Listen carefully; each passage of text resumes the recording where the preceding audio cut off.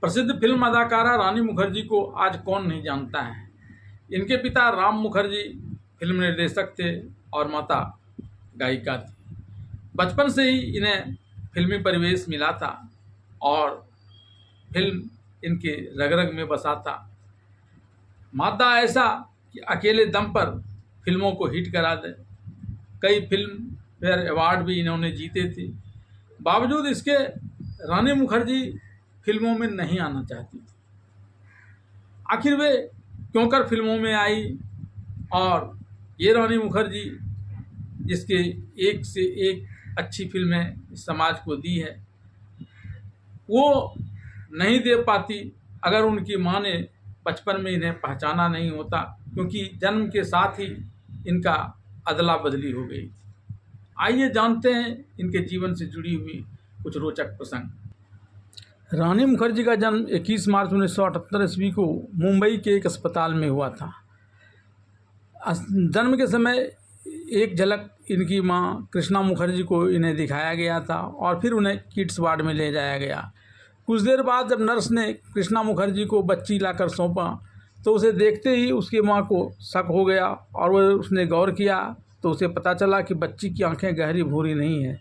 तब उन्होंने नर्स से कहा कि मेरी बच्ची नहीं है, इस बच्ची की आंखें कत्थई नहीं है, मेरी बेटी की आंखें कत्थई है, जाओ उसे ढूंढ कर लाओ। वह अड़ गई अपनी इस बात पर। हालांकि नर्स बार बार उसे ही उसकी बच्ची होने की बात कह रही थी, लेकिन उसके अड़ने के बाद नर्स ने खोजना शुरू किया और उसकी माँ भी खुद ढूंढते ढूंढते एक पंजाबी फैमिली के पास गई जो किसी दूसरे वार्ड में वहीं पर टिकी हुई थी।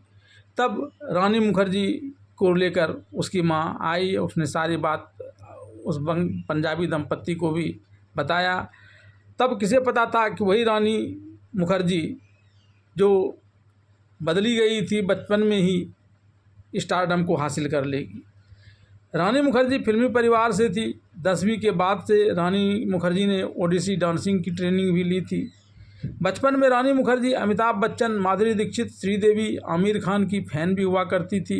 एक बार तो रानी मुखर्जी ने स्कूल बंद कर आमिर खान का ऑटोग्राफ लेने के लिए उसकी फिल्म के सेट पर ही पहुंच गई थी। इस प्रकार से बचपन से ही फिल्मी परिवार का सदस्य होने के कारण उनका बैठना उठना फिल्मी इंडस्ट्री के लोगों के साथ होता था।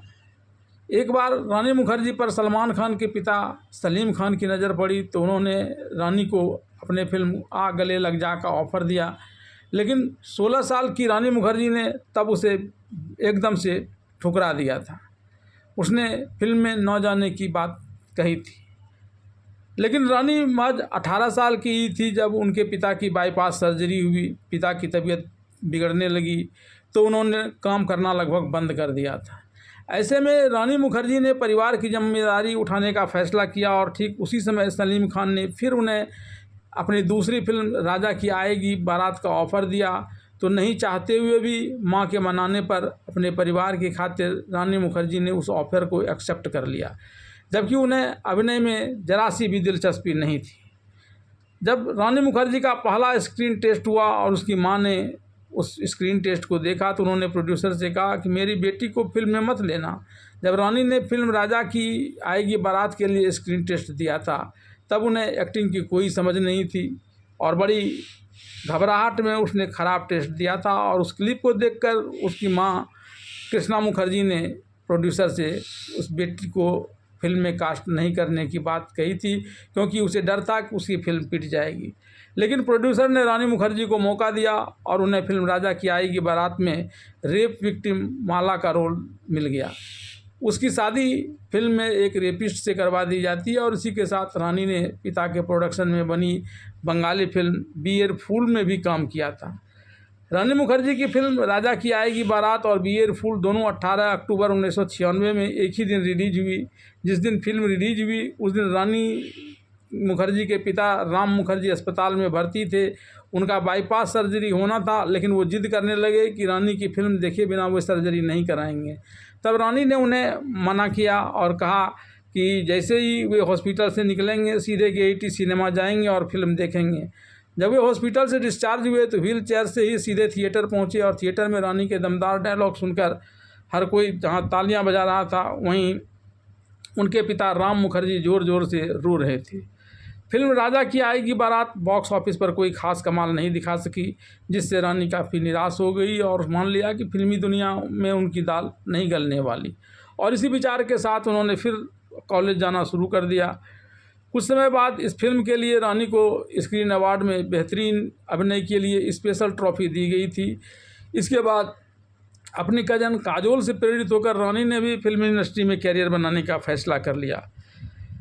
19 जून 1998 को उनकी रिलीज हुई फिल्म गुलाम ज़बरदस्त हिट रही और रानी को फिल्मों से रातों रात स्टारडम मिल गया।